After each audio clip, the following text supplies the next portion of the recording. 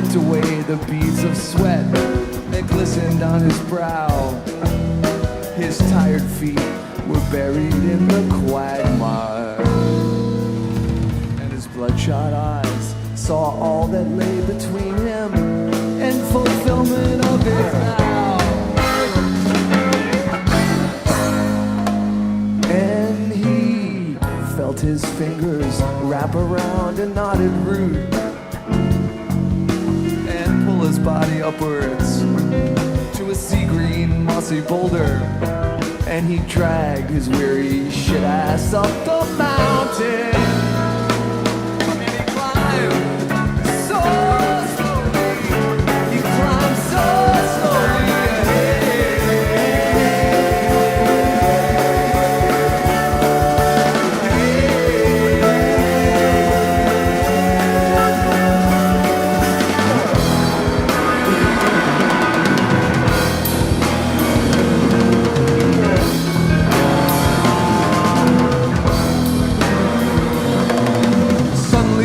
The crack of thunder, the rocks began to crumble overhead and tumble down the mountain to the dismal swamp that lay beneath the clagged drifts through which his path had led. And the earth began to quake beneath his feet, and the mighty mountain changed before his eyes. And he stood amidst the sea of rocks and stones cascading down the mountain, and 1,000 birds were headed for the sky. Oh, the sacred creed will be yours.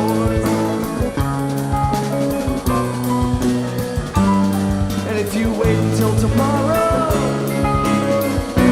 the sacred creed will be yours to devour, yours to see and to obey.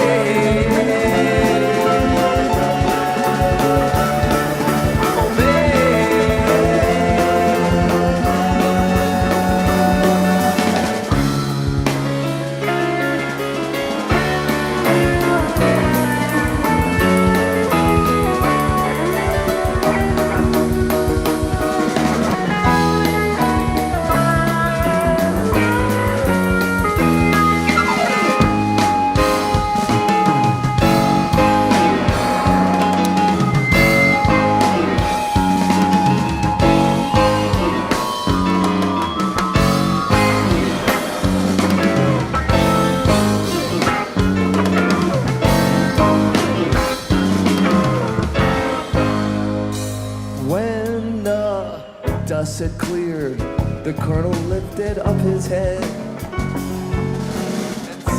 and was blinded by a blazing beam of light, and he saw the silhouette that stood before him, and he bowed in reverence, trembling in the shadow of the mighty legend's form.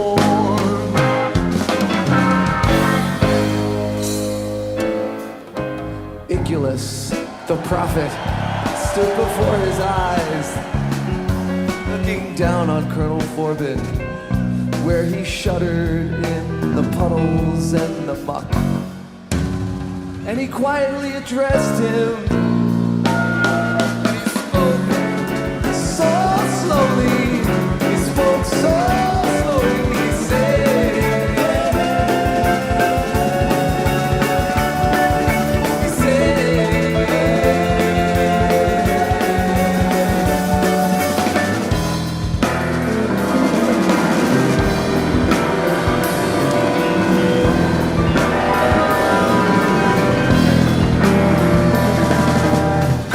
I know why you've come here, and I'll help you in your quest to gain the knowledge that you lack.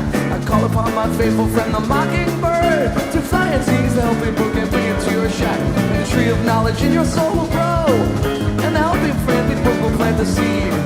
But I warn you that all knowledge seeming innocent and pure becomes a deadly weapon in the hands of avarice and greed.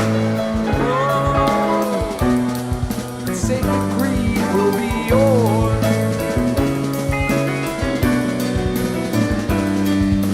Wait until tomorrow. The sacred creed will be yours to devour, yours to seize and to obey.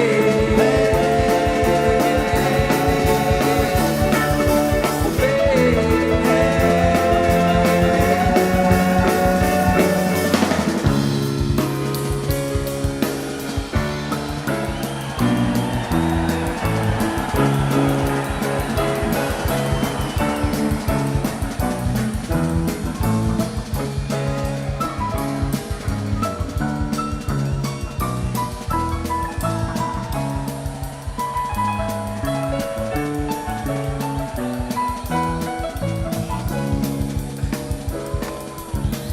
start by taking this opportunity. There's a couple of little things I just want to say that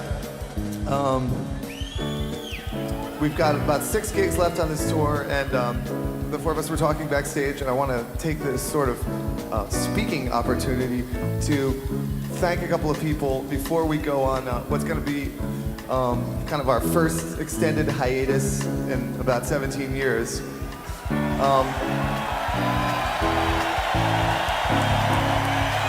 Oh, you're pretty happy to see that we're going to stop this.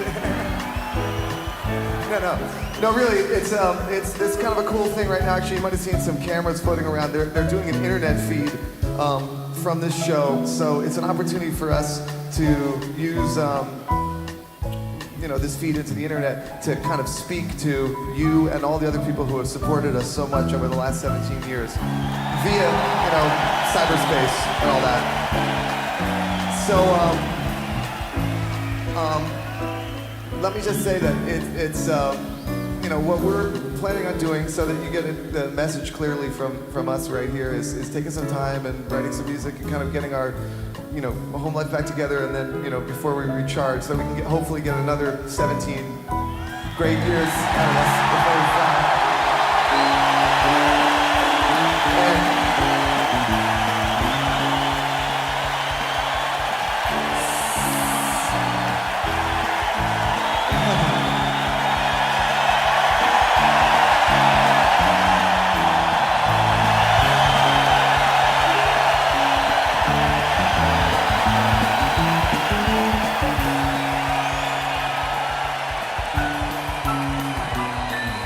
So, I will say this right now, just to all of you and all the people who have supported us and kind of given us this opportunity to have do what we do, and we do love it. Thank you all so much for everything that you've done for us, and we appreciate it so much.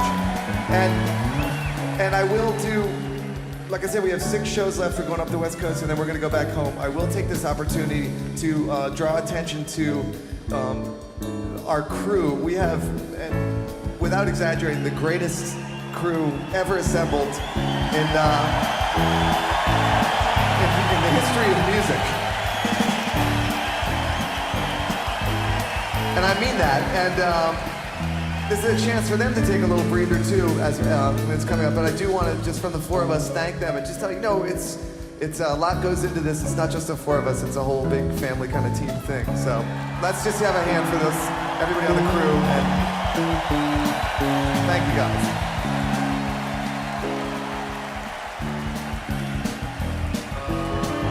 Okay, that being said, what I wanted to do was tell you about this very strange dream that I had last night. And when I say last night, I mean, because of the fact we're in Vegas and everything, and I'm sure everybody's been up late, and I know we're all just waking up right now, so that's why we're just kind of getting going right now. We'll play a lot into the night. But I did have this dream last night, and it sort of related to this whole Colonel Forbin thing. And here's the dream.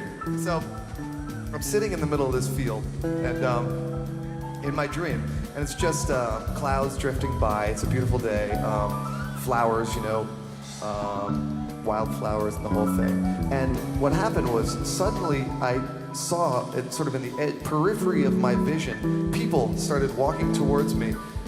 First it seemed like 2 or 3 people over there, and then another 2 or 3 over there, until eventually I saw that there was a whole army of people surrounding in a big circle coming in, and they all came towards me in the middle, and everybody sat down. And what they did was they took this apple. One of the representatives of this group of people took an apple and handed it to me. Hang on, let's get a little apple field music. Yeah. Thanks. So they hand me this apple and they say, what we want you to do is eat this apple that we're giving you as sort of a gift. So when I opened up my mouth to eat the apple, I realized that I had no teeth. So I couldn't eat the apple. In the dream, I suddenly started to feel a strange sensation in my upper gum. And what happened was one giant tooth grew out of my upper gum until I had a huge, enormous tooth sticking out of my mouth. And I tried to eat the apple. What I found was that you can't eat an apple with one tooth. And so there I was in the field, and I started to get really nervous in my dream that the people would be disappointed that I wasn't eating the apple because I only had one tooth. And there was a moment of real panic in the dream. And what happened was, luckily, at that moment, the Earth flew closer to the sun than it had ever been before in the history of time.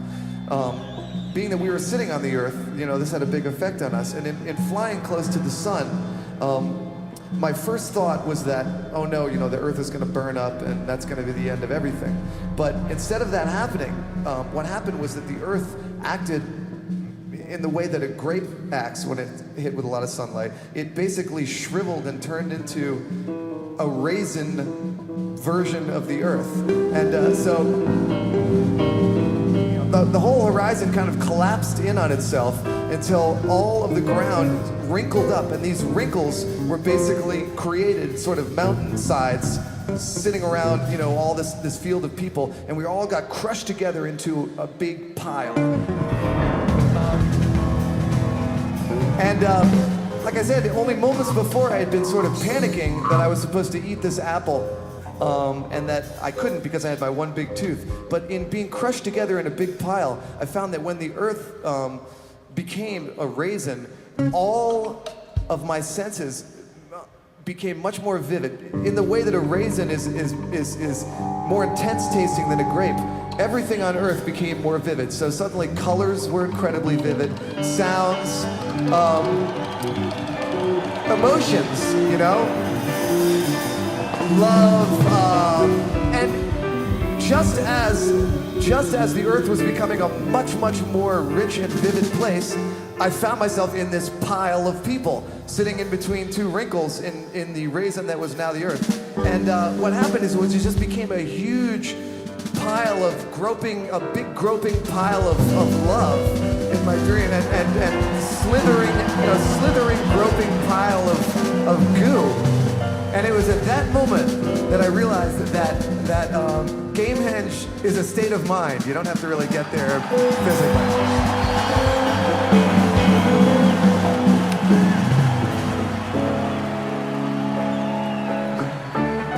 So what I did at that point was I decided that everybody in the whole universe needed to know about how simple it was to suddenly turn yourself into a big seething pile of goo. And so I called on the famous Mockingbird, my friend, whispered this secret into his ear, and sent him out across the universe to spread the word of planets turning into raisins and goo.